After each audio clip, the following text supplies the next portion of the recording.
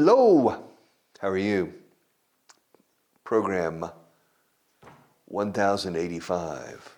It's a lot of classes. Are you ready for English this morning? Are you ready to make this morning productive? If you start early, al que madruga o quien madruga Dios le ayuda, ¿no? Se dice.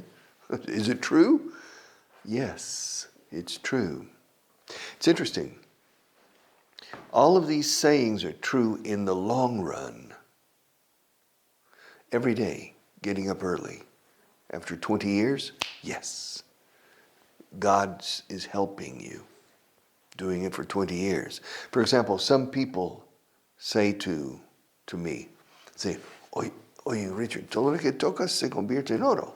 Everything you touch turns to gold. And I said, maybe, but I need to continue touching it for 20 years. Then yes. But it's not true that everything I touch turns to gold. I need to touch it for 20 years, making an effort at the same time. Then maybe it can turn to gold. Yes. So, yes, get up early. Like now, watching me on television. Many people watch me at 7 o'clock. You know, I meet people and say, no, yo madrugo y te veo, o le veo a usted en la tele.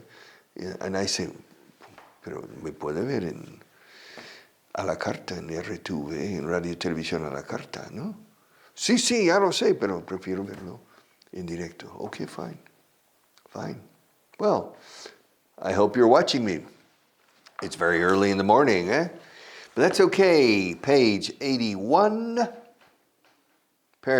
micro paragraph 733. 733. I can't make out what it says.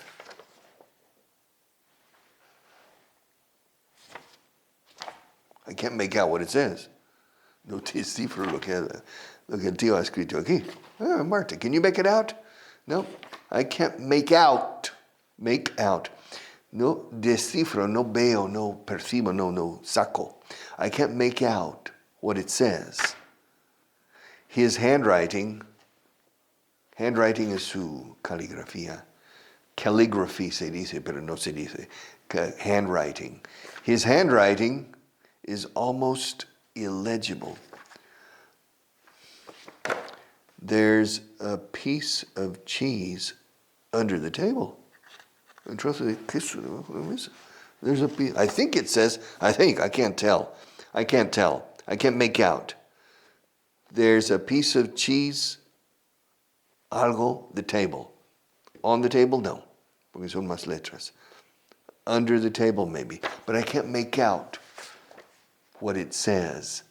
His handwriting is almost illegible, como en español, ilegible, illegible. Sin embargo, no se dice casi legible, que sea legible, okay, yeah. It's almost illegible. This isn't the first time that we've brought several people together to try to figure out what the boss has written. This is from the boss, el jefe. And as usual, I can't make out what it says. His handwriting is almost illegible. Pedro, Pablo, Juanita, Maria, Mercedes, can you help me with this? What is he saying? This isn't the first time that we've brought several people together to try and figure out what the boss has written. So, the boss writes messages or notes for the people by hand, handwritten notes. He writes the notes longhand. He doesn't send emails or WhatsApps or whatever, WhatsApps. He sends written, and everybody has trouble making out what it says. I said, see, no, I know, it's see. Okay, we can't make out what it says. I've told you many times that doctors in Spain and in the United States, when they write the prescription for the pharmacist, it's impossible to make out what the doctor says. It's on purpose. The pharmacist understands it, apparently, but the patient doesn't understand. And one time, my mother, when I was a teenager, I went with my mother to a doctor. The doctor was for me, but my mother accompanied me. Maybe I was 12 years old, 13 years old. And my mother brought up the subject of how doctors write in such an illegible way. And the doctor said, watch. And he took the pen and he wrote, and he said, can you read that? No. What is it? No. Go over to the mirror. There was a mirror on the wall. You go over to the mirror. You could read it perfectly.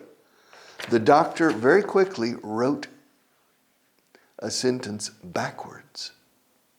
And you put it in front of a mirror, and it's perfect. You know, like it says ambulancia, you know, when there's an ambulance, it's written backwards, okay? And he was able to write cursiva, al revés. It was interesting. So I can't make out what it says. Yes, his handwriting is almost illegible. This isn't the first time that we've brought several people together to try and figure out. Para intentar y dar con. No, para intentar a dar con. To try to figure out is correct English. But we say to try and figure out.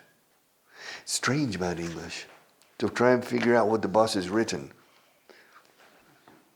Voy a intentar verle. Voy a tratar de verle. Voy a intentar verle.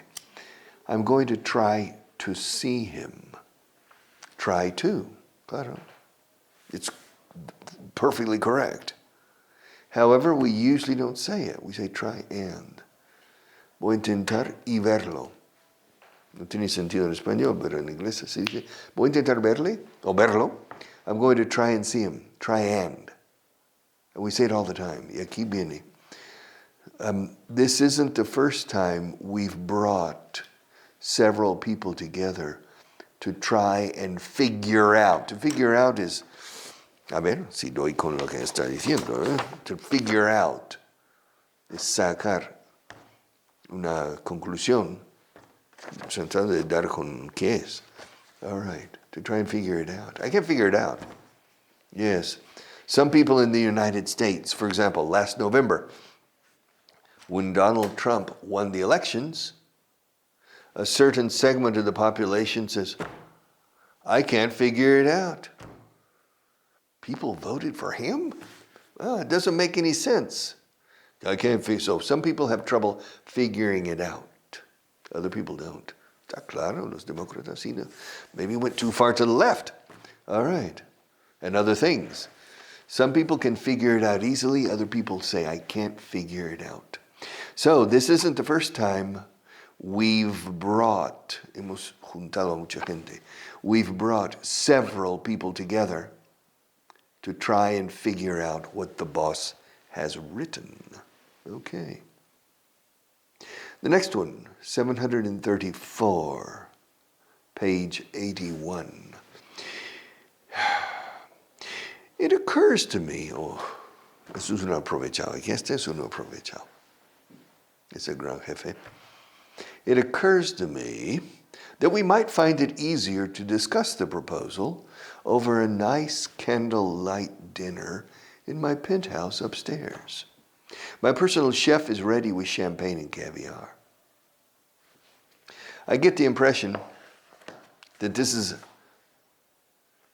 a very rich man, a very wealthy man, very important in business, a business tycoon, un magnate de los negocios. And he's in a hotel or in a building, a residential building, and at the top he owns a penthouse. Penthouse is el ático, noble ático, wow, de alto standing. On the top floor of a building, a penthouse. In fact, there was a popular magazine, a competitor of Playboy magazine, called Penthouse.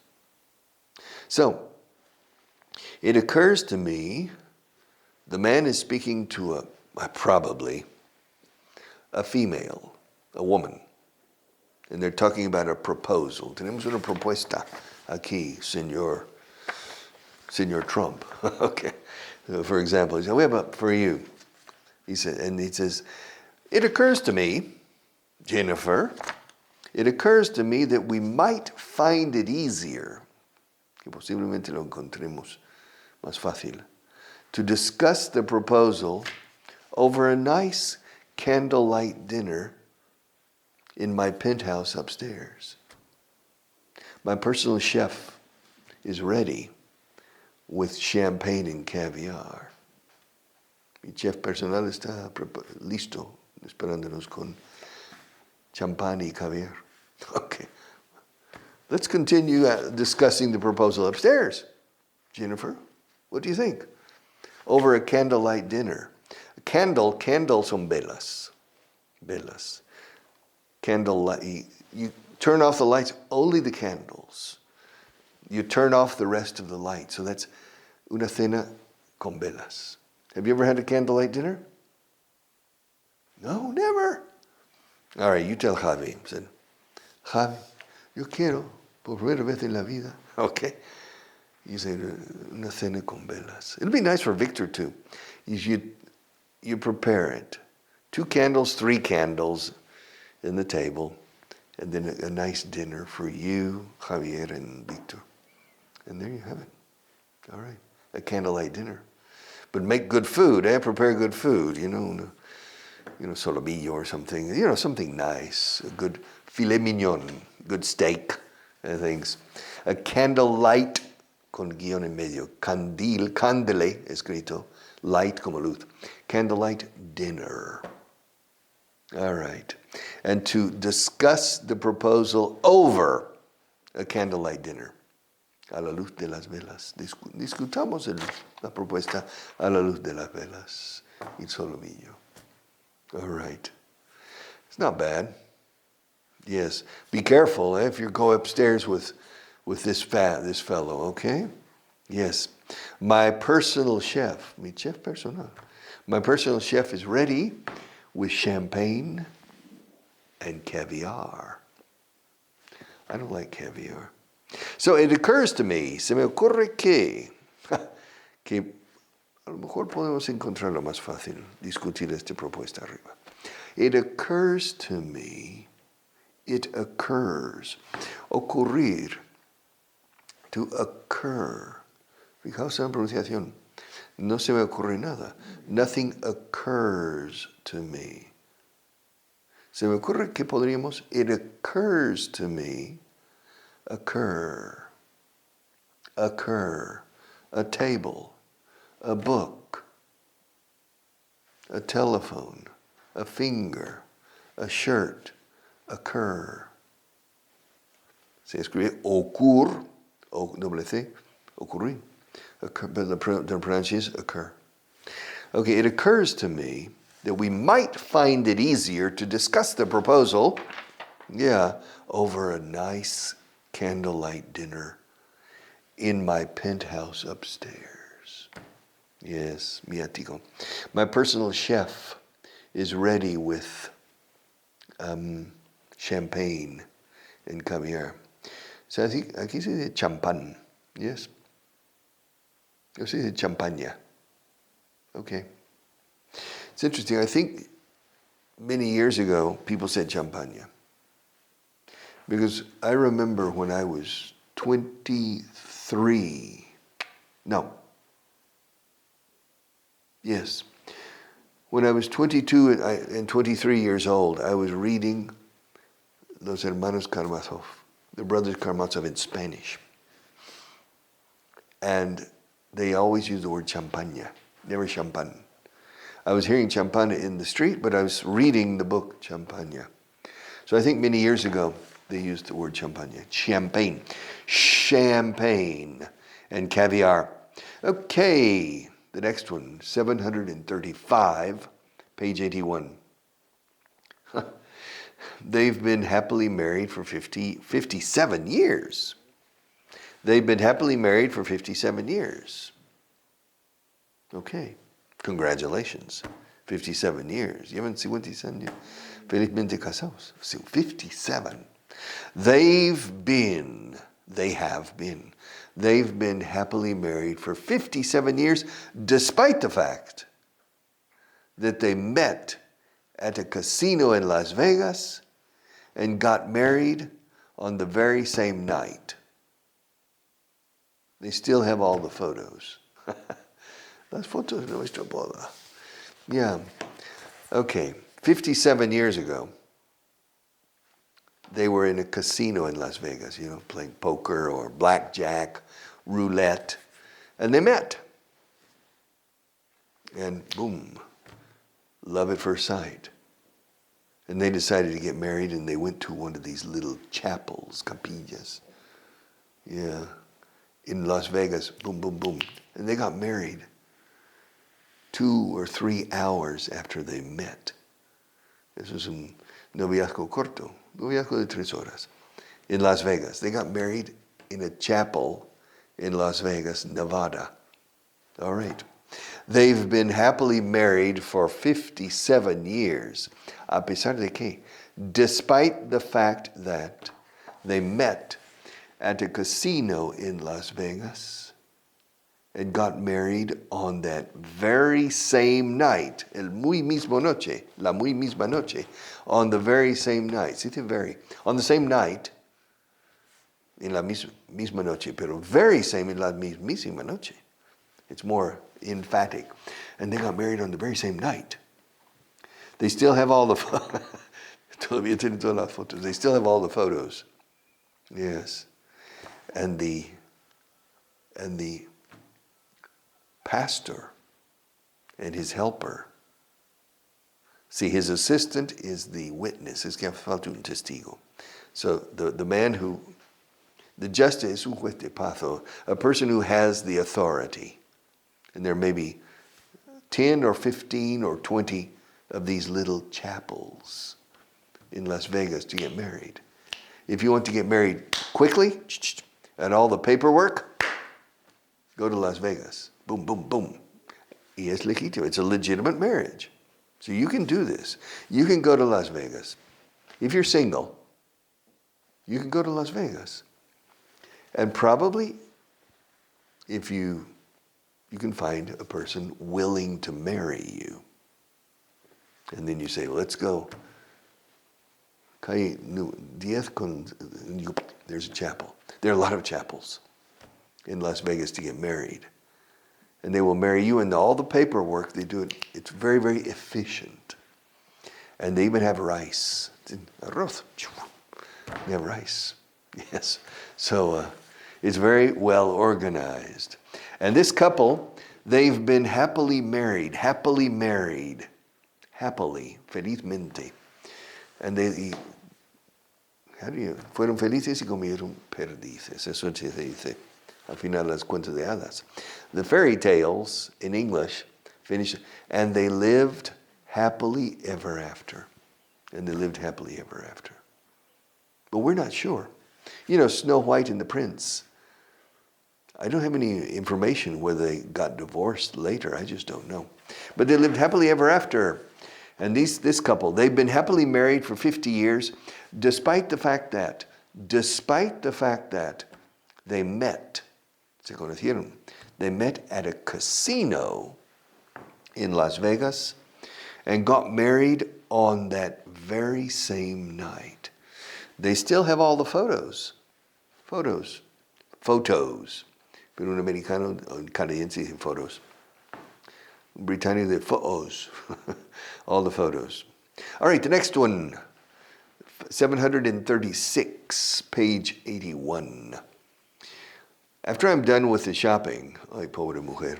This is typical of a mother and housewife. After I'm done with the shopping, I need to pick up the kids and take them to their piano class. Then I have to take Bob's shirts to the dry cleaners before going back to pick up the kids. Wow. Okay. This is a mother and a housewife. Yes, she's not a working mom. Working mom. En inglés americano, working mom es una madre que trabaja. Working mom. A working mother.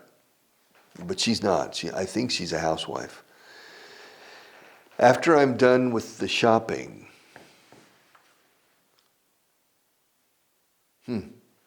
if you go to the United States and you sit down in a restaurant. When you're finished, the waiter will come, and sometimes the waiter will say, "Are you done? ¿Están ustedes hechos? Are you done?" Escrito done. Are you done? Sí, han terminado. Así se dice, are you done? Yeah, are you done? Have you finished? Pero nunca dice eso. Are you done? Or, can I get those out of the way? Can I get all this out of the way for you? Puedo quitar de en medio todo esto. They say this. Can I get this out of the way for you? You know, the finished plates. Are you done? Y ella dice, después de haber terminado con las compras, después de que haya terminado, after I'm done with the shopping, ¿qué necesito hacer después? Después de terminar con la shopping, after I'm done with the shopping, I need to pick up the kids. Recoger los niños será del cole. I have to pick up the kids and take them to their piano class. They have a piano class. Then, I have to take Bob's shirts. Bob será su marido, ¿no? Bob. Los camisas de Bob. Then I have to take Bob's shirts to the dry cleaners. Limpieza en seco, a la tintorería, ¿no? La tintorería. Then I have to take Bob's shirts to the dry cleaners before going back to pick up the kids. That's typical of a housewife with kids at a certain age.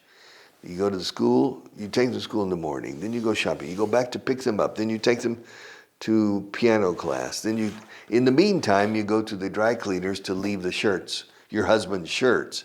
Then you need to go back and pick up the kids, go home. It's a hard job to be a housewife and mother. So after I'm done with the shopping, esto de estar done está muy corriente. Are you done?